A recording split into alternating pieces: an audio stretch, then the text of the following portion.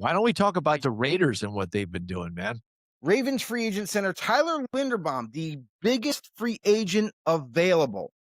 And I know it's an offensive lineman, and some people are going to scoff at the idea of, oh, who cares? This guy blocks people. The hype around Linderbaum is real. There was a lot of teams that were interested, but only a few that could afford this kind of a contract that he was going to command.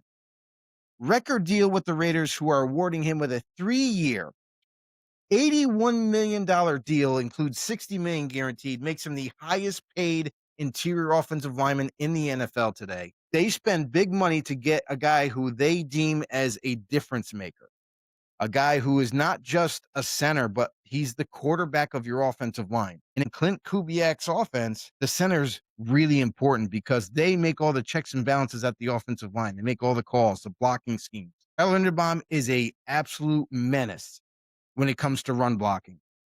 And he's good against the pass, but he's not a menace against the pass. Might get beat once in a while, but he's the real strength is run block, and that's exactly what the Raiders want to do. A couple other teams that were really pushing hard, Washington, Tennessee, but in the end, the Raiders were willing to pay more than all of them and get their guy. This is a team that was desperate for offensive line help, and they get Tyler Linderbaum's. Jim, this is one of many big time signings that they had. In the first day, I think they had 8 new starters.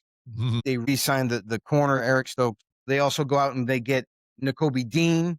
They get Quay Walker. These are all big, huge names. Everybody knows these names. Kwity Paye at defensive end. They are completely changing and overhauling this defensive side of the ball, not just aging vets coming in for a year or two. No, these are guys young and in their prime, already proven. This defense looks vastly different. If Crosby is to stay in Vegas, you look at that defensive front right now. Holy crap.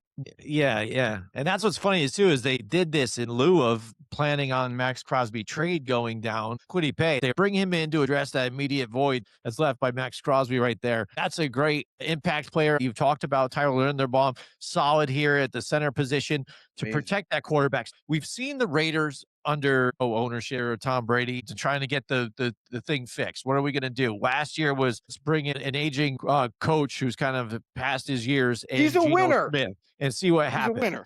That didn't really work out that reach. Now we know we're getting the #1 overall pick. We're going to go quarterback. We're going to bring in a head coach to help train that quarterback to get him where he needs to be. So we need to set him up for success. And we have the money. So let's go all in. That's what they decided to do here.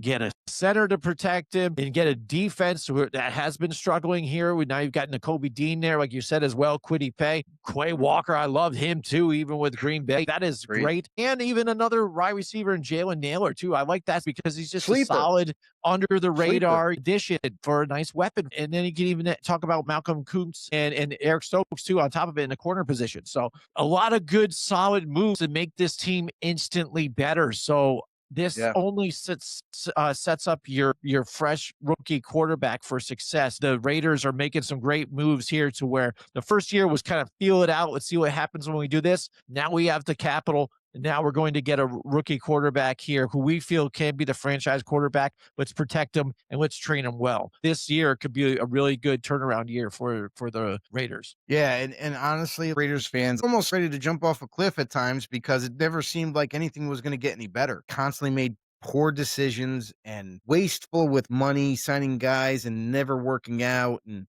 even coming on the wrong side of trades. Raider Nation is super psyched, almost acting like a legitimate team, well run at this point.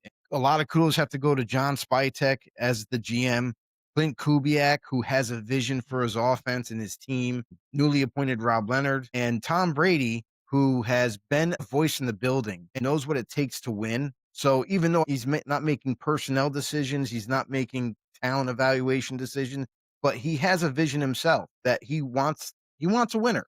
He's got 10% ownership of the company, and he wants it to do extremely well. So he's definitely part of it. The crazy thing is free agency isn't over. Surprisingly, even with Crosby not working out and him coming back, at least at this moment, is a Raider.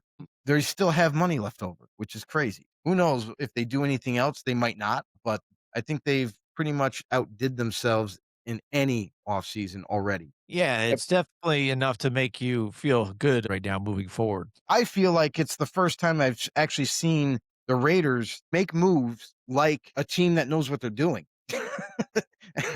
Typically, it's like, oh, they're not doing anything, but it's different now. So we'll see if it continues. Obviously, they still got the draft and they got a lot of picks as well. If they manage to hit in the draft, they set themselves up in 2 years be a very competitive team. Hey everybody, this is William Del Pilar, founder of Grumblings Media, and I want to say thank you for watching our content. If you want to support our all-volunteer efforts at Grumblings Media, smash the subscribe button right here. 100% free, and please consume and share our great content. Click either one of these two boxes for more of our work.